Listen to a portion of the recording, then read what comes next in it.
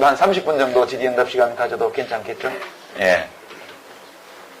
자, 이제 진행을 따로 봐주시는 선생님 없이 우리가 바로 합시다. 제가 진행자 출신이니까 할 수 있을 거예요. 자, 손들기. 질문 있는 사람. 예. 자신있게. 지금까지 많은 일을 해오셨잖아요. 그 중에서 본인에게 가장 잘 맞는 직업이 무엇이라고 생각하세요? 예. 그리고 지금 하시고 계신 작가 이 일을 앞으로 30년 동안 계속 하실 예정이신지. 예. 제가 직업이 참 여러 개 있어 봤거든요. 이제, 그것도 직업이라고 말하기는 어렵지만, 하여튼, 주거가 일정치 아니하고 하는 일이 불확실한 가운데 돈은 쓰고 다니면서 이상한 책을 들고 다니는, 예, 그게 이제 1980년대에는 신문에 그렇게 났어요. 방송에도. 그런 사람 신고하라고. 그게 이제 그 당시 소위 민주화 운동, 정부가 왜 독재하냐, 대통령을 왜 체육관에서 뽑냐, 국민이 뽑지, 그런 거 하던 사람들을, 그런 거 하다 보면 취직을 못 하잖아요. 그러니까 직장도 불확실하고, 그거 하다 보면 잡혀가니까 사는 데를 숨겨놓고 살아야 돼요. 그러니까 주거가 일정치 아니하고, 근데 이제 아르바이트로 아이들도 가르치고 이렇게 해서 돈은 벌어요. 그 돈은 또 쓰고 다녀요. 그 손에는 또 이상한 책을 들고 다녀요. 제가 그런 직업을 한 5, 6년간 가진 적이 있고요. 국가에서는 인정 안 해주는 직업. 고상한 말로 사회운동가. 그런 거예요. 그것도 직업이라면 직업이죠. 그리고 이제 출판사 편집부장을 무늬만 편집부장, 편집부원은 하나도 없고 저 혼자 부장인. 사장님, 영업부장님, 그리고 편집부장인 저 셋이서 하는 조그마한 출판사에 한 1년 근무해 본 적이 있었고요.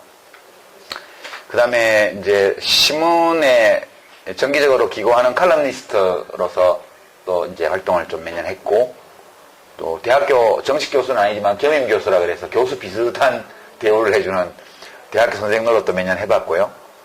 한국학술진흥재단이라고 지금은 한국학술재단인가 그렇게 부르는데 저기 강남에 가면 있어요. 거기 기획실장을 제가 딱 9개월 한 적이 있고요.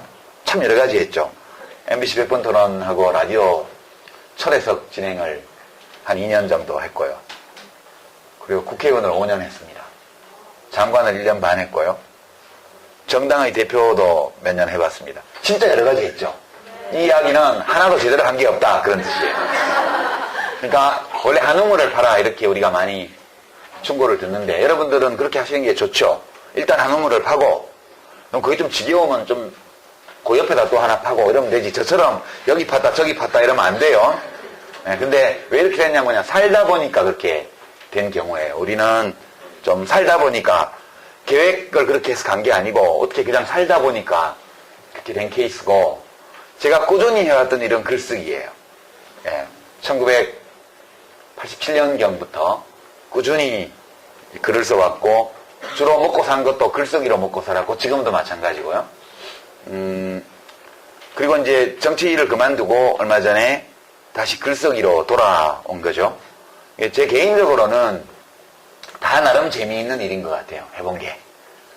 다 나름 재밌어요. 뭐 하나도 제대로 한 게 없지만 재밌게 일을 했는데 그래도 제일 괜찮은 것은 역시 책 읽고 공부하면서 글을 쓰는 거. 이게 저한테는 제일 괜찮은 것 같아요. 책을 읽으면 기분이 좋아지는 사람이 있고요. 책을 읽으면 머리가 아파지는 사람이 있어요. 그것도 또 일정 부분 타고나는 거고 또 개발되는 거라서 사람마다 차이가 있는 것은 어쩔 수가 없어요. 술을 먹어서 기분이 좋아지는 사람이 있고 술을 먹으면 머리가 아파지는 사람이 있어요. 우리는 다 다르거든요. 그래서 그런 입장에서 볼 때 글 쓰는 직업이라는 것이 좋은 점도 있고 좋지 않은 점도 있고 그렇지만 그래서 저한테는 이것이 제일 여러 가지 나름 괜찮은 일들 중에는 이게 제일 괜찮은 것 같다. 그렇게 생각하고요. 온 정년퇴직도 없거든요. 예. 이렇게 이상한 글을 쓰기 시작하면 그때가 정년퇴직 할 때예요. 예. 그거를 알아채는 게 되게 중요해요. 예. 그래서 저는 언제까지 쓰다가 우리 집사람이 제 아내가 저보다는 훨씬 더 똑똑한 것 같아요. 그래서 나중에 내 글이 이상해지면 당신이 그만 쓰라고 얘기를 해라. 그러면 정년퇴직을 하마. 왜냐하면 계속 써대면 내 자신은 그게 엉터리인지 모르고 쓰는 거거든요.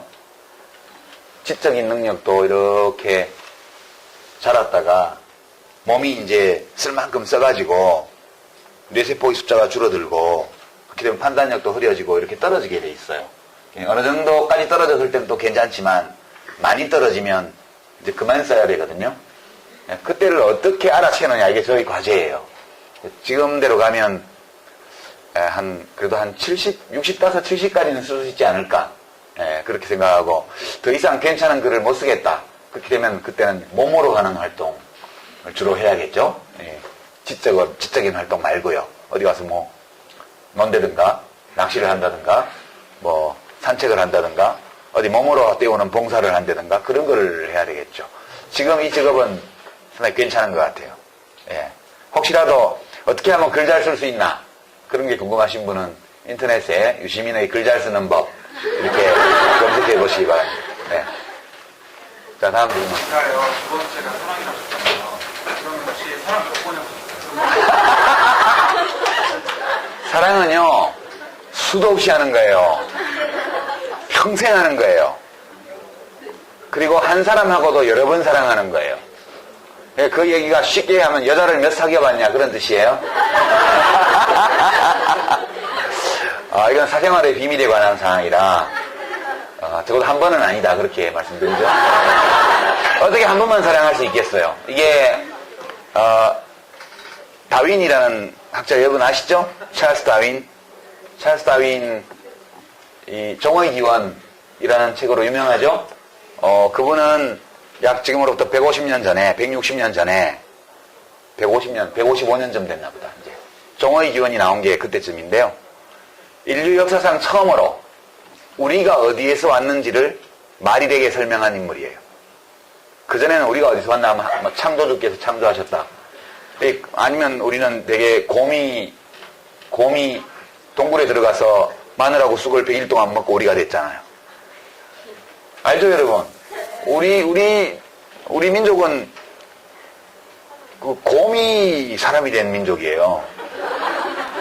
옥녀가 호랑이하고 곰하고 동굴에 들어가서 쑥하고 마늘만 먹다가 호랑이는 못 참아서 나가버리고 곰은 끝까지 먹어서 인간이 됐잖아요. 그게 우리 조상 아니에요. 말이 돼요? 말이 안 되죠? 여하튼 우리가 어디에서 왔는가에 대한 수많은 이야기 중에서 가장 말이 되게 설명한 사람이 처음으로 말 되게 설명한 사람이 찰스 다윈이에요. 우리는 지구 행성에 언젠가 나타났던 최초의 자기 복제를 할 수 있는 유기분자의 후손들이다. 그렇게 표현은 다르지만 모든 종이 공통의 조상에서 유래했다. 그걸 이제 논증한 사람이 다윈인데요. 다윈이 그 종의 기원을 쓴 후에 10년 후에 두 번째 저작을 냈어요. 그 제목이 인간의 유래와 성선택. 남, 여 할 때 성요. 성선택이 뭐냐? 짝짓기예요, 짝짓기. 짝짓기를 성선택이라고 하는 거예요. 이것은 생물학에서 생물학에서 경쟁은 두 종류가 있어요. 하나는 생존 경쟁. 두 번째는 성선택이에요. 생존 경쟁에서 살아남은 개체의 유전자가 보존되잖아요. 소멸하는 개체는 사라지는 거죠. 유전자가 내려갈 때 생존하는 개체의 유전자만 내려가요. 생존했다고 다 내려가냐? 천만에. 배우자를 만나야 내려가요. 성선택 경쟁에서 패배하면 그 개체의 유전자는 뒤로 못 살아남아요. 그러니까 이중의 경쟁에 승리한 유전자만이 살아남아서 지금 여기까지 여러분들 다 대단한 유전자를 받은 분들이에요. 여러분들이 몸속에 있는 유전자는 정말 이 치열한 생존 경쟁과 성선택 경쟁을 뚫고 수백만 년 동안 오로지 승리의 역사만 기록한 유전자가 여러분들 몸속에 있는 거예요. 대단하죠? 다윈이 논증한 것 중에 동물들의 짝짓기에 관한 관찰과 연구를 많이 했죠. 사람에 대해서도 연구를 하고요. 공통적인 것은 다윈의 이론을 확대 발전시킨 오늘날 생물학자들의 이야기를 들어보면 성선택의 의사결정권은 암컷이 쥐고 있대요. 암컷. 인간도 예외가 아니랍니다. 선택은 언제나 암컷이 하는 거예요. 수컷은 암컷의 선택을 받기 위해서 온갖 몸부림을 친답니다. 덩치를 키우는 놈, 색깔을 화려하게 만드는 놈, 꼬리 기술을 엄청나게 하는 놈, 집을 멋지게 짓는 놈, 온갖 게 다 있지만 언제나 선택하는 것은 암컷이 선택해요. 왜냐? 주로 자녀를 양육하는 책임이 암컷에게 있기 때문에 책임이 아니라 자녀를 실제로 양육하는 것이 암컷이 양육하는 경우가 대부분이기 때문에 암컷은 짝을 잘못 선택하고 나면 없이 오랫동안 후회를 해야 돼요. 수컷은 빨리 새끼를 낳은 다음에 도망가서 또 딴 암컷을 만나러 가면 되고. 그래서 선택을 암컷이 하는 거예요.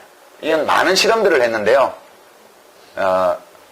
저는 여러분들 성인 취급하니까 약간 19금까지는 아니고 이제 17금이나 16금 얘기를.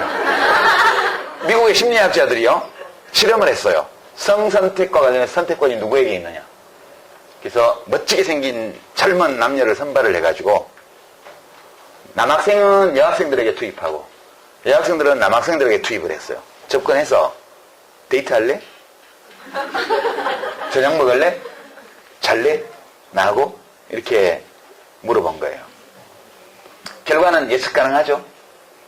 이쁜 여학생들을 선발해서 남자들한테 접근시켜서 물어봤을 때 저녁 먹을래? 거의 99% 예스. 데이트할래? 거의 99% 예스.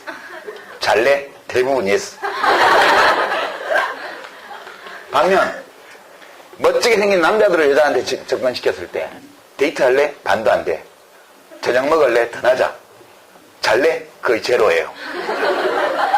이건 뭘 말하느냐? 순전히 남자들은 해퍼가지고 그냥 다 예스이기 때문에 선택권이 없는 거예요. 선택권은 노를 할 수 있을 때 선택권이네. 여자들은 예스 해야 될 때와 노 해야 될 때를 정확히 알고 행동한다는 거예요. 그래서 선택권은 암컷에게 있어요. 일반적으로 다소 예외적인 경우가 없진 않지만 아빠가 새끼를 키우는 가시고기나 이런 것도 있으니까 그건 예외적인 것이고, 이 얘기를 하려는 건 아니고 여하튼 그런 거예요. 미스매치가 많아요. 우리가 진짜 저 사람이 내 짝인가? 여러분 앞으로 나가서 이제 연애 시장, 연애 마켓으로 여러분 진출하게 돼요. 고등학교를 졸업하고 나면. 그럼 저기에 진입한 분들은 벌써 그 시장에 들어가 있을 수도 있지만, 그죠? 그럼 짝을 찾으러 돌아다니게 돼요. 또는 가만히 있어도 짝이 될 후보들이 와요. 여학생들은. 남자들은 찾아다니고 여학생들은 가만히 있으면 와요. 그때 이게 진짜 내 짝인가 아닌가를 판단을 해야 될 거 아니에요. 그럼 뭘로 판단하냐고. 여러 가지 겪어봐야 되잖아요. 대화도 해보고 뭣도 해보고. 그래서 한때는 좋은 것 같아. 그래서 했는데 깊이 알아갈수록 아닌 것 같아. 그럼 깨져야죠. 첫사랑이 바로 성공하면 안 되는 거예요, 원래. 그 예외적인 거고, 일반적으로는 가까이 갔다가 에이 아닌 것 같아. 이걸 여러 번 해봐야 되는 거예요. 왜냐하면 우연히 딱 첫 번째 바로 딱 맞는 짝이 만나지기가 쉽지가 않잖아요. 확률적으로. 그 필연적으로 여러 사람을 사랑해보는 경험, 또는 뭐 여러 사람을 그지. 그러니까 여러 번 사랑하게 돼요. 그건 너무너무 자연스러운 거예요. 네. 그걸 두려워할 필요가 없고요. 중요한 것은 언제나 자기 결정권. 내가 결정한다. 그게 제일 중요해요. 특히 여성들에게. 아까 말했죠? 남자들은 결정권이 없다고요. 성선택과 관련된 모든 행위에서 결정권을 쥐는 건 여자들이에요. 여성의 자기결정권이 최고로 중요한 거예요. 사랑에 관한 문제에 관해서는요. 그 점에 관해서 남자들은 불만이 있어도 어쩔 수가 없어요. 자연이 우리를 그렇게 설계했기 때문에. 그러니까 남자들이 할 일은 여성의 자기결정권을 철두철미 존중해주는 것. 그게 남자의 할 일이다. 그렇게 하다 보면 잘 선택받는 날이 올 겁니다. 그 정도 말씀드리고요. 양성평등을 진작하고 지역균형을 찾기 위해서 저기 여학생이 하고 그 다음에 앞에 여학생이 하고 하겠습니다.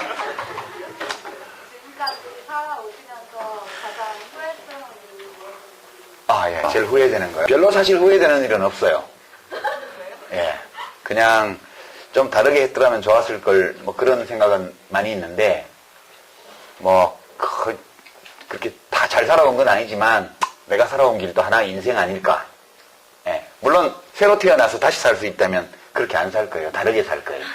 왜냐하면, 똑같이 두 번 사는 것보다는 다르게 두 번 사는 게 훨씬 낫잖아. 그쵸? 그래서, 다시 태어난다면 다르게 살겠지만, 그렇게 살아버린 인생도 괜찮은 것 같다. 다소 아쉬움도 있고 그렇지만, 후회할 것까지는 있겠냐. 그렇게 생각합니다. 선생님께서는 말씀하신 삶의 요소를 어떻게 실천하고 결혼하시면서 아, 예. 일과 사랑과 놀이와 연대를 어떻게 하고 있느냐. 그건 여기서 다 말씀드릴 수는 없는데요. 이제 정치를 하는 그것도 하나의 연대를 하는 행위예요. 연대를 직업으로. 그러니까 이런 거예요. 우리가 동네에 혼자 사는 아주 가난한 할머니가 계셔요. 반지하 방에 사시는데 습기가 차 있고 겨울에는 방이 추워요. 화장실이 지저분해요. 그런 할머니가 있다고 쳐요. 그럼 그 할머니를 대하는 우리의 방식에는 두 가지가 있을 수 있죠. 하나는 가서 할머니의 집을 화장실을 치워드리고 반찬을 갖다 드린다든가 이렇게 할 수 있죠. 그러나 이제 정치를 좀 제대로 해서 제대로 되게 만들어서 그 할머니의 화장실이 깨끗해지도록 만들 수도 있겠죠. 하나는 직접적으로 바로 효과가 나는 것이고 이 정치라는 것은 굉장히 긴 과정을 거쳐서 언젠가 그런 효과가 나타나도록 하는 거라서 생산으로 치면 자원봉사를 하면 직접 생산을 하는 거고 정치는 우회적인 생산을 하는 거예요. 그러니까 전문 용어로는 투자의 회인 기간이 매우 길다 그렇게 대학에서는 표현하더라고요. 그렇게 돼 있는 건데요. 사람마다 이 네 가지를 다르게 하고 살아요. 일, 사랑, 놀이, 그리고 연대. 이 네 가지로 우리의 삶이 채워지는데 사람마다 이 네 가지의 배합 비율이 달라요. 배합 비율이. 양적으로 이 네 가지가 차지하는 비중이 다르고 그 다음에 비중이 같을 때에도 각각의 요소들의 색깔이 달라요. 그쵸? 무슨 말인지 알겠죠?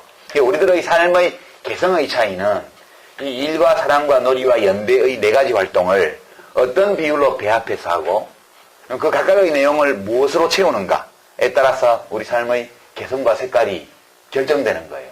그것을 자기 주도적으로 나의 선택에 입각해서 이렇게 할 때 그것이 어떤 색깔, 어떤 모양이 되든 그 삶은 나에게 만족스러운 게 되죠. 그렇게 생각하시고요. 제가 이제 이번 책에 그런 내용을 썼는데 여러분은 그 책 읽을 시간이 없을 거니까 소개를 하면 제가 20살 때 이제 지금 구로동이구나. 지금도 구로구인가? 거기가 독산동, 지금 금천구일 거예요. 독산동과 가리봉동, 그 다음에 거기가 어디, 옛날 114번 버스 종점 있는 쪽이 다리 건너, 안양천 건너. 그쪽에서 야학을 했어요, 야학. 그러니까 20살 때 내 또래에 초등학교를 졸업하지 못한 여성 노동자들, 나이가 거의 나하고 비슷비슷한 여성 노동자들에게 수학, 산수, 초등학교 4학년 산수를 가르쳤어요. 그때. 영어도 가르치고. 아주 간단한 영어죠. 왜냐면 길거리 다니면서 간판을 읽을 수 있어야 되고, 그리고 미싱을 하거나, 납땜을 하거나 이럴 때, 거기 써져 있는 부품의 알파벳을 읽을 수 있어야 되잖아요. 그러니까 이제 영어를 읽을 줄 아는 사람과 그렇지 않은 사람은 급여에 약간 차이가 있었어요.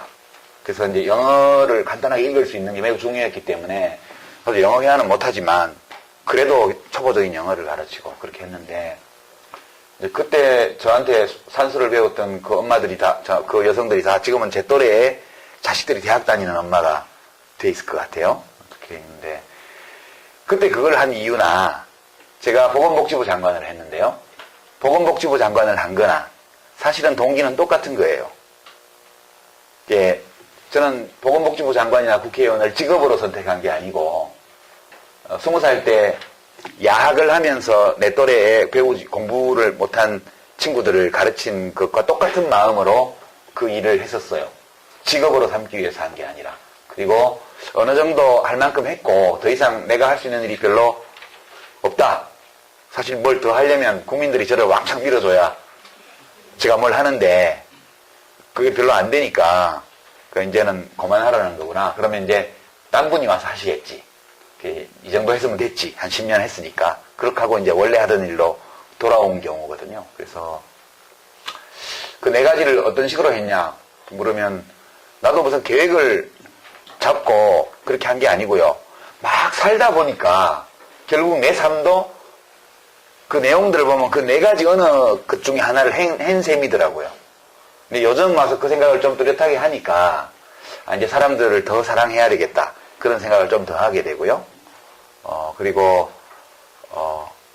예전에는 뭐 일, 그다음 뭐 이제 소위 연대라는 이름으로 뭐 투쟁하러 다니고 이런 거에 정신없이 다녔는데 사랑, 게 굉장히 부족했구나. 그런 걸 많이 느껴요. 그래서 요새는 가까운 곳에 있는 사람들을 사랑하자, 많이. 내가 진짜 좋아하는 사람들과 좀 많은 시간을 보내자. 그런 생각을 예전보다 훨씬 많이 하면서 살고 있죠. 아마 이 아저씨도 나이가 좀 들었나 봐요, 이제.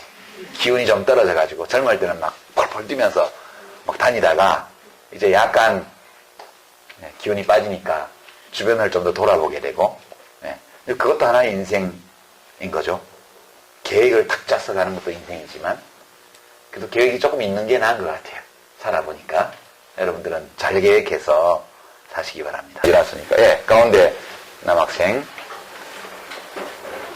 제가 어떻게 될지는 모르지만 다음에 정치라는 걸 하면 정치를 하는 사람이 꼭 지켜야 할 원칙 몇 가지가 있다면 여기서 설명을 좀 해주세요. 그 질문에 대해서는 참 답하기가 어려운데요, 어느 쪽으로. 왜냐하면 사실은 정치를 왜 하려고 하느냐에 따라서 서로 다른 답을 드려야 돼요. 네.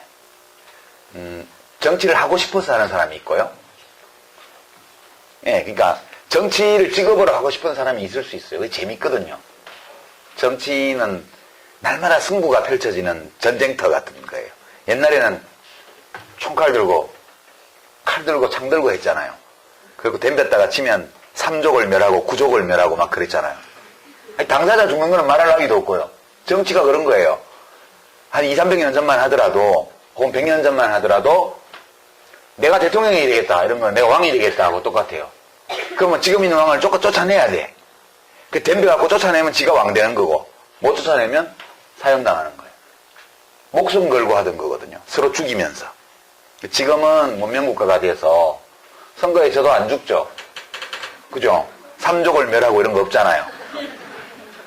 그리고 옛날처럼 한 판 붙어서 이기면 왕되고 지면 죽는 게 아니고, 지금은 선거에서 이겼다가 그 다음 선거에서 지기도 하고요. 똑같은 사람들이 붙어서. 이것이 무한히 반복되는, 주기적으로 반복되는 게임처럼 변했죠. 이것이 게임이기 때문에 굉장히 역동적이고 재미가 있어요. 그때그때 이기고 지고가 나오고, 다른 어떤 직업 영역에서도 이렇게 매력적으로 승패가 갈라지는 이런 매력적인 영역이 별로 없습니다. 스포츠 영역을 빼고 나면. 전쟁은 너무 살벌하고요. 그죠? 군인에 대해서 전쟁을 쳐서 이기고 지고, 이건 너무 살벌하고. 스포츠는 그보다 훨씬 더 부드러운 거죠. 스포츠는, 그건 재미로 하는 거니까. 그러나 정치는 상당히 심각하게 우리의 삶에 영향을 미치는 거예요. 그 게임의 결과가. 그러나 그렇게 긴장도가 높고 일상적으로 게임이 벌어지는 직업 영역이 별로 없기 때문에 매력적인 직업이에요. 그런 의미에서 직업으로서의 정치를 하고 싶은 사람이라면 많은 유용한 참고가 되는 책을 발견할 수 있을 거라고 봐요, 저는. 근데 그게 아니고 정말 위대한 일을 하고 싶어서 정치를 한다. 그러니까 오로지 내가 권력을 갖고 싶어서, 또는 정치를 직업으로 삼아서 게임을 하는 사람들 틈바구니에서 그런 정치 말고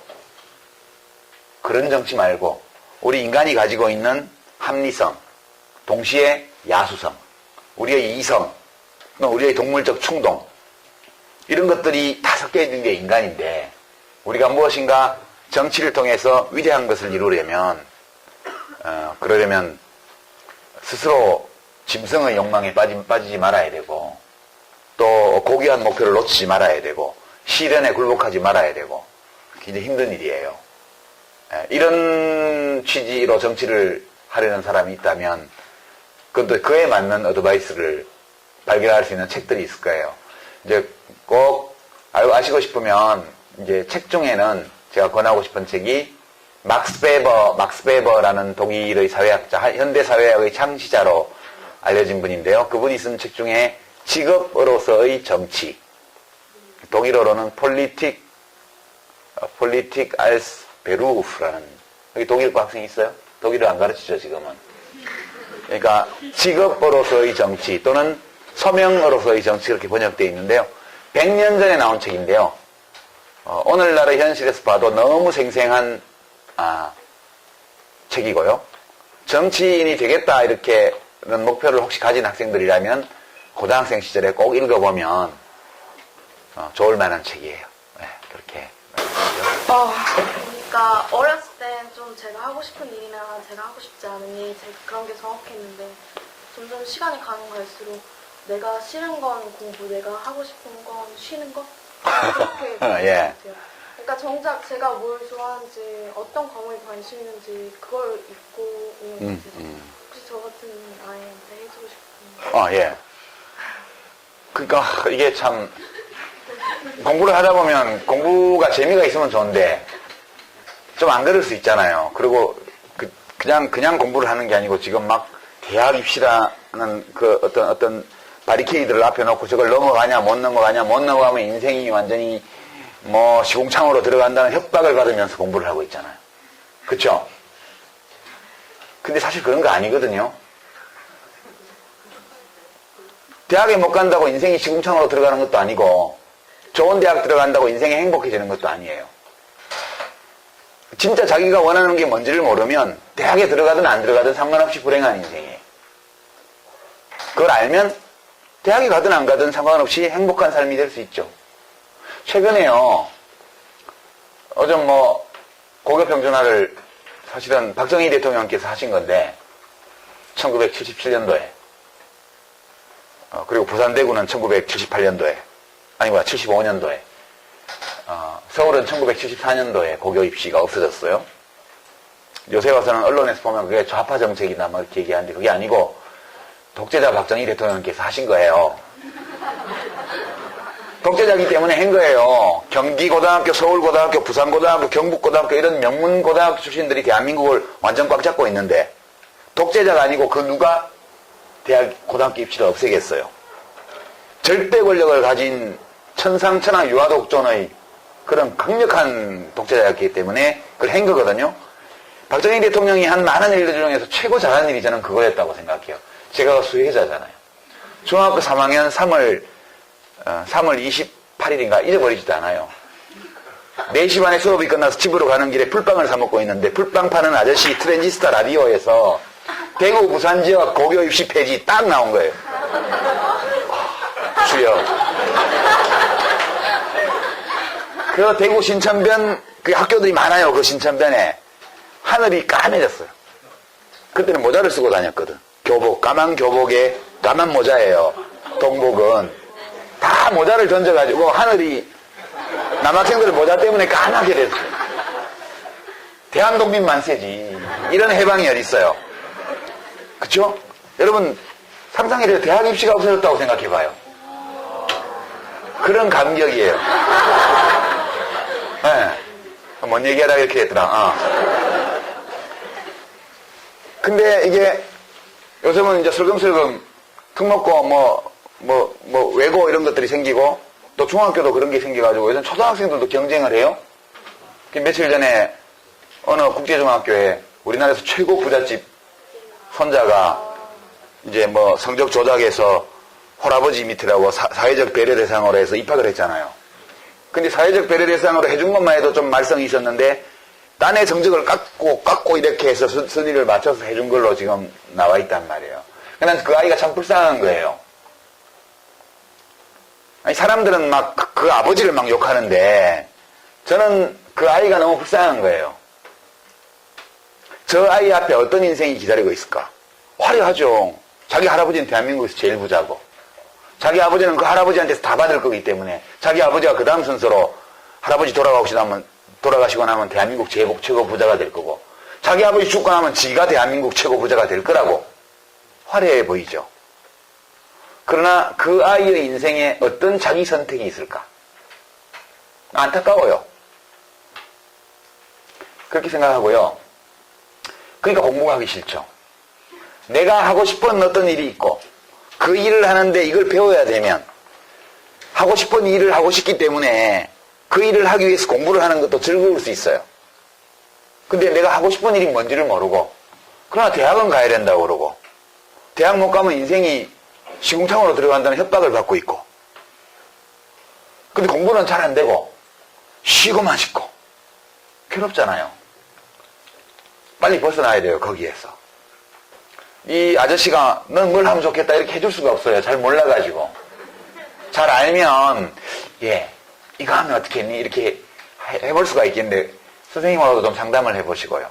뭐든 아주 막 죽고 못 살 정도로 하고 싶다 이런 게 아니더라도 이 일은 괜찮을 것 같아 라는 정도의 느낌을 갖는 그런 것도 찾아야 돼요.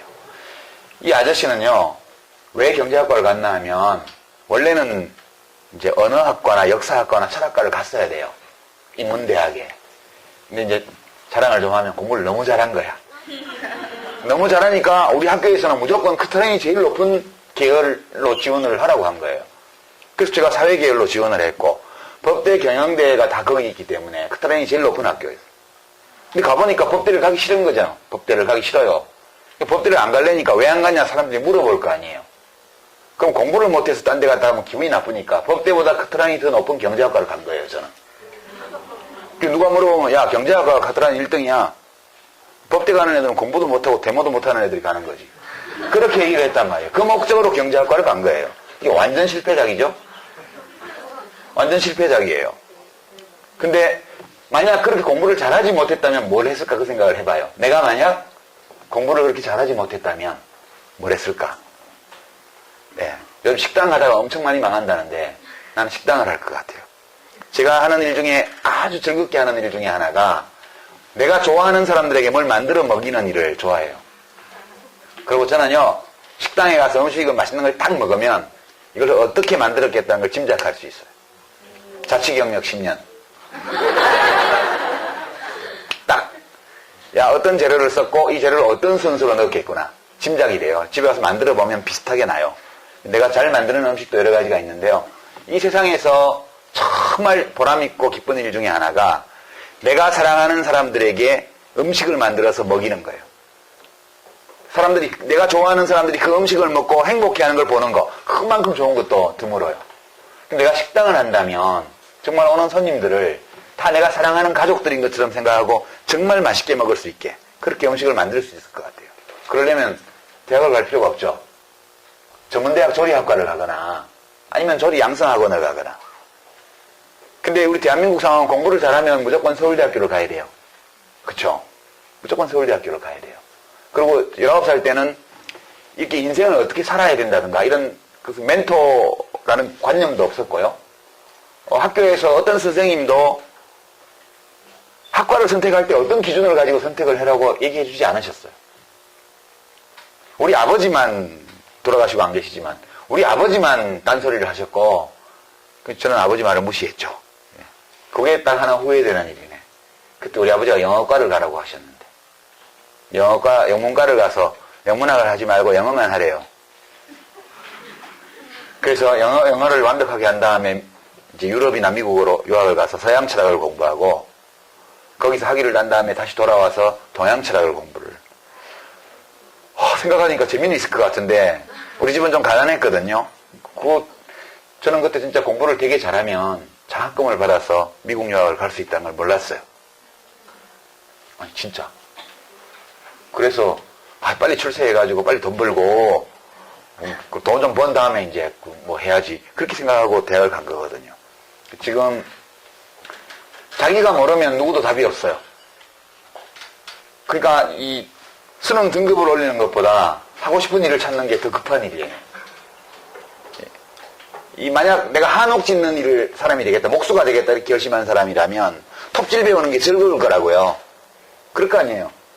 그러니까 이 모든 것들이 재미가 없는 이유는 하고 싶은 게 없어서 그래요. 빨리 그걸 찾아야 돼요. 누가 못 찾아주니까 본인이 찾으세요. 예, 그 수밖에 없어요. 아까 하라 그랬죠, 아까. 예, 먼저 하세요. 글쓰기를 제일 오래 하셨잖아요, 인생에서. 그런데 글쓰기 관심이 많은데 글쓰기를 직업으로 가지려고 하는 사람한테 해주고 싶은 말이 예. 글쓰기를 직업으로 희망한다면 첫 번째는 무조건 많이 읽어야 돼요. 읽어야 돼요. 예, 글을 쓰려면 글은 단어를 연결하는 거잖아요. 단어를 전부 다. 어휘. 그러니까 어휘를 많이 알지 않으면, 그러니까 어휘를 많이 알 뿐만 아니라 그 어휘들이 서로 어떻게 어울려서 어떤 의미와 어떤 뉘앙스를 만들어내는지를 그냥 직관적으로 느낌으로 이해하는 수준까지 가지 않으면 직업으로서의 글쓰기는 못해요. 그러니까 무조건 독서량이 많아야 돼요. 옛날 작가들은, 작가 지망생들은 베껴 쓰기를 했어요. 손으로 자기가 좋아하는 작가의 작품을 필사하는 거죠. 그 옛날 원고지 시대 때예요. 이 원고지에 글을 쓰는 것은 머리로 쓴다 이렇게 하는 게 아니고 손으로 생각한다고. 손으로 생각한다. 일단 원고지에 펜이 가면 손이 생각하는 것처럼 글을 써야 되는 거예요. 그래서 베껴 쓰기를 많이 했죠. 필사. 그걸 하다 보면 자기가 필사한 책의 저자가 자주 사용하는 단어, 그 다음에 자주 결합시키는 단어들의 조합, 이런 것들이 자기도 모르게 손에 익어요. 신경숙 씨처럼 엄청난 베스트셀러를 내는 작가도 그렇게 혼자서 문학 수업을 했고요. 굉장히 불우하게 어려운 환경에서 자란 작가잖아요. 그 옛날 방식, 그것도 지금 쓸 수 있다고 봐요. 지금은 오히려 그보다는 지금은 다 컴퓨터로 글을 쓰니까. 네? 그때하고 또 좀 느낌이 다른데 일단 많이 읽어야 돼요. 많이 읽고 자기 마음에 드는 좋은 책을 반복해서 읽어요. 손으로 베껴 쓰는 것도 좋은 방법이지만 그 책을 반복해서 읽는 거예요. 예를 들어서 제가 권하는 책은 박경미 선생님의 토지 제1부, 2부부터는 좀 약간 느슨하니까 1부가 제일 아름다워요. 그걸 한 10번쯤 읽으세요. 10번쯤. 10번 읽어도 재밌거든요. 그 소설은. 여러분들 아직 조금 어려서 19금 토지도 있던데, 청소년용 토지. 그거 말고요. 토지 원작 정도 읽어도 아무 상관없어요. 이몽룡과 춘향이는 15, 16살에 별짓 다 했는데, 지금. 어른들만 괜히 쓸데없는 짓 하는 거야. 알 거 다 알고 다니는데, 학생들은. 그쵸? 그러니까, 토지 청소년용 말고, 그냥 오리지널로 일부를 5번 정도 읽어보면, 예, 그럼 느낌이 올 거예요. 그게 첫 번째고요. 두 번째는 메모하세요. 메모. 글로 적어지지 않은 것은 자기 생각이 아니에요. 무조건 어떤 황당한 생각은 스쳐가는 거예요. 이게 그림자처럼 스쳐가는 거예요. 또는 눈에 보이는 거 뭐든지 적어요. 조그만 노트를 가지고 다니면서. 수업 시간에 딴짓 그냥 하지 말고 평소에 좋아하는 잘생긴 남학생의 뒷모습을 보면서 그것을 글로 묘사한다든가 이런 것도 훌륭한 방법이고요. 그죠? 그 다음에 오늘 등굣길에 버스에서 봤던 아주 예쁜 마음에 드는 여학생이 있었다. 그러면 눈 속에 얼른 그 여학생의 모습을 넣은 다음에 하루 종일 그걸 묘사하는 거야. 그것도 좋은 방법이에요. 또는 멍하니 앉아서 머릿속을 스쳐가는 어떤 생각 이런 걸 기록하는 거 뭐든 좋아요. 기록해놔야 돼요. 기록하지 않은 건 내게 아니야. 제가 두 가지를 어드바이스를 드립니다. 영업 기밀인데 마지막으로 하고 그럼 선생님께 드릴게요. 선생님 질문을 마지막으로 하고 메모리를 하겠습니다. 예. 저는 지금 고3 22학생인데요. 보통 제가 보면 정치하신 분 대부분 대학교에 있는 정치 관련 학과를 나오신 분들이 없더라고요. 지금 대통령도 서울대학교 이과 계열 나오셨고 저번에 서울시장 같은 경우도 법학과 나오셔서 공부를 하셨는데 보통 지금 고3이면 대학이 빠른 선택해야 할 시기인데 조금 분이 대학에 차를 보면 조금 낮은 대학교에 정치 의견이 있고 조금 높은 대학교에 정치와 관련 없는 과를 선택할 수 있는 경우도 있는데요. 예. 제 개인적인 생각으로 국어를 배운 사람이 잘하고 영어를 잘하는 사람이 영어 교사를 하는 게 좋은지 모든 정치인이 그래야 된다는 건 아니지만 어쨌든 정치를 배운 사람이 정치를 해야 된다고 생각하거든요. 대부분 정치와 관련 없는 걸 많이 하시니까 어떻게 하는 게 조금 더 예. 정치를 해보는 게 어떨까? 예. 지금 이 질문 취지는 정치를 하고 싶은데 구체적 고민은 왜 정치학 전공한 사람이 대통령이 없냐. 대통령 아주 큰 정치인들 보면 다 딴 학과고 정치학 전공한 사람은 없더라. 내가 정치를 하러 가려고 그러면 학과를 그 정치외교학과나 좀 우선해서 가야 되냐. 그렇지 않으면 그게 필요 없냐. 그런 질문이에요. 우리나라 역대 대통령들을 보면요. 이승만 대통령은 대학을 안 나오셨고요. 박사라고 하는데 그거는 뭐 제대로 된 박사라고 할 수 없어요. 그 옛날에. 그럼 이제 두 번째가 이제 윤보선 대통령이 계신데 4.19 혁명 나고 나서 뭐 그분도 뭐 그렇게 정치식 전공한 건 아니고요. 그 다음에 이제 박정희 대통령은 박정희 대통령 육사 출신이 아니고요. 이 만주 만주 봉천군관학교와 일본 육사를 나온 분이세요. 우리 박정희 대통령은 예, 한국 육군사관학교가 아니고 일본 육군사관학교 출신이세요. 시고요. 그 다음에 이제, 그 다음에 전두환 씨, 중간에 최규하 씨가 권한대행 장관이었지만 제외하고 보면 전두환 씨는 육군사관학교, 예, 출신이고요. 또 노태우 씨 대통령이 그 다음에 또 육군사관학교 출신이고요. 알겠죠? 우리 대한민국은 30한 5년 동안 무신정권 시대였어요. 고려 말기 이후에 조선 500년을 건너뛰어서 무신정권이 한 30년 갔습니다. 그때까지 이제 무신정권 시대였고, 김영삼 대통령은 서울대 철학과 출신이세요. 정문으로 졸업하시는 건 분명히 본 사람이 많은데 언제 입장하셨는지는 좀 불확실하다고 그래요. 6.25 전쟁 와중에 이제 그때는 서울대학교도 막 들어갈 때예요. 대충 예, 그럴 때고 나라가 정신없을 때니까 아직까지. 그다음에 김대중 대통령은 목포상고 출신이시죠? 최종학력이. 그다음에 노무현 대통령은 부산상고 출신이시고요. 그다음에 이명박 대통령은 동지상고 출신이시죠? 아니 고대를 나오시긴 했지만 어쨌든 동일계 진학이라고 제대로 들어간 게 아니거든요. 네. 그다음에 지금 대통령께서는 서강대학교 전자공학과를 나오셨죠. 수학은 잘 못하시지만. 하여튼 그렇습니다. 정치외교학과 정치학을 전공하신 좀 이름난 정치인으로서는 손학규 전 민주당 대표 그분이 그 유일하신 것 같아요. 제가 알기로. 정치를 하기 위해서 정치학을 공부할 필요는 없습니다. 예, 기업을 크게 성공시키기 위해서 꼭 경제학을 전공해야 되는 게 아닌가 하고 똑같아요.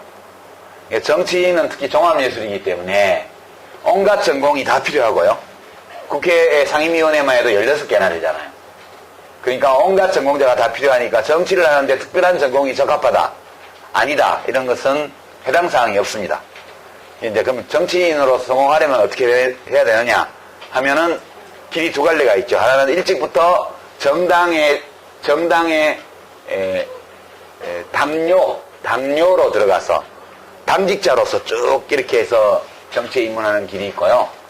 또 하나는 자기의 전공을 가지고 사회의 어느 분야에선가 리더십을 인정받은 후에, 정치는 종합예술이고 모든 사람이 필요하니까 그것을 이제 기반으로 해서 정치에 진입하는 경우, 이런 경우 두 갈래 길이 있어요. 근데 어느 길이 꼭 좋다 이렇게 말할 수는 없고요. 그러니까 어느 전공을 택하시든 어느 한 분야에서 나름 성과를 내고 리더십을 인정받은 사람이면 대체로 사람들이 정치의 영역에서도 어느 정도의 리더십을 발휘할 것으로 인정하는 경향이 있어요. 예, 그래서 어느 길이든 본인이 판단하셔서 선택하시면 될 것 같아요. 저 뒤에 선생님 질문을 끝으로 이제 마무리하겠습니다.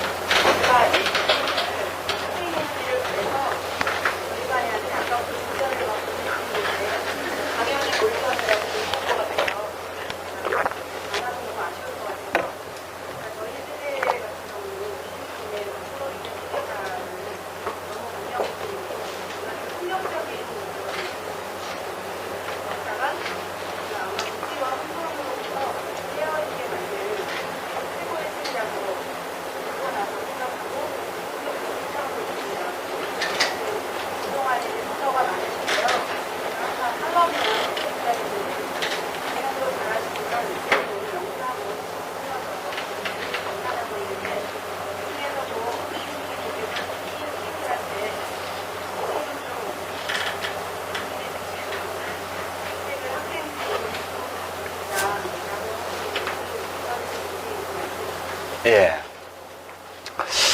뭐, 본인 앞에서 이렇게 막 비행기를 태우셔가지고, 제가 지금 좀 어지럽습니다. 멀미가 나는데요. 거꾸로 읽는 세계사라는 책이 이제 지금 보니까 중학생들이 읽는 뭐 추천도서 이렇게 들어가 있던데요. 사실 중학생이 읽어도 뭐 이해하는 데는 별 지장이 없을 거예요.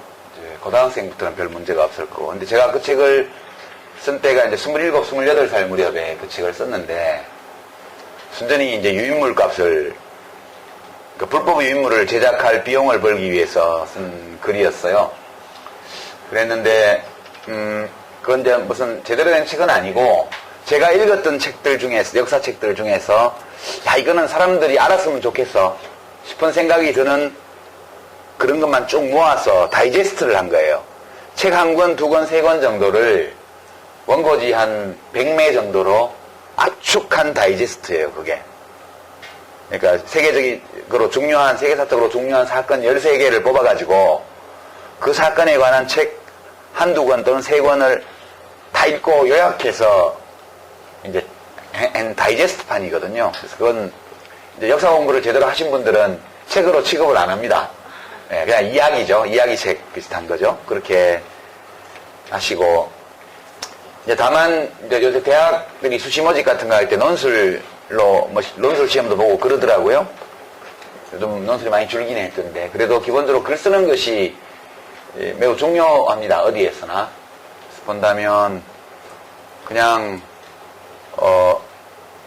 많이 알려지진 않았지만, 내 머리로 생각하는 역사 이야기라는 책이 있는데, 이제 그 책은 그 고르는 세계사보다 더 어찌 보면 재미는 좀 적어도 그 논술 공부하는 데는 좀 도움이 될 거예요.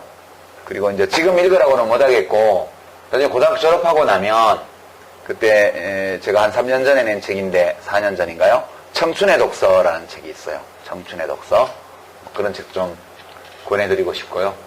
정치를 할 뜻이 있는 학생이라면 국가란 무엇인가 라는 2011년도에 낸 책이 있습니다. 그게 좀 도움이 될 것 같아요.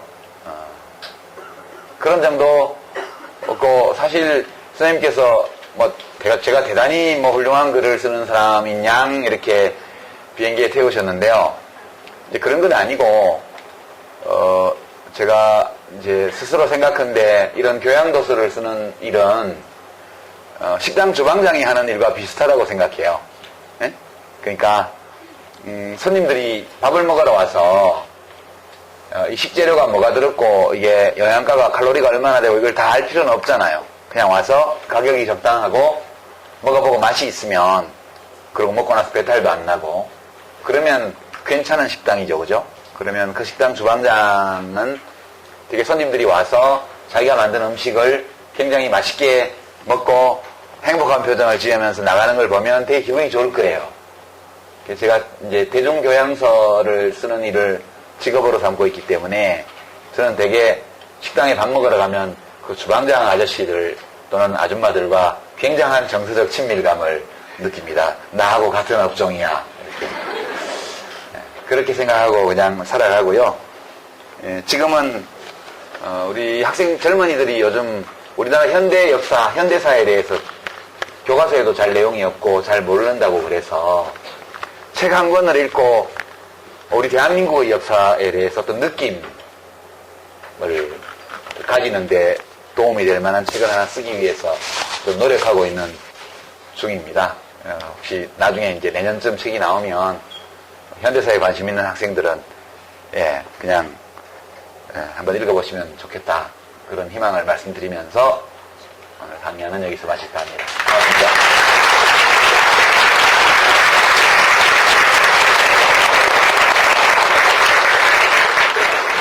아니 작가님 저희 학교 오늘 오셔가지고요 강연하는 동안에 학생들 이렇게 자고 있는 모습 봤습니까? 졸고 있는 잠깐 좋은 학생이 하나 있었어요. 한 명 있었어요? 그렇지만 곧 정신을 차렸어요. 네, 제가 작년 올해 이거 맡고 있는데요. 오늘 제일 학생들이 뜨겁게 강연을 그래요? 들었습니다. 감사합니다. 감사의 말씀드립니다.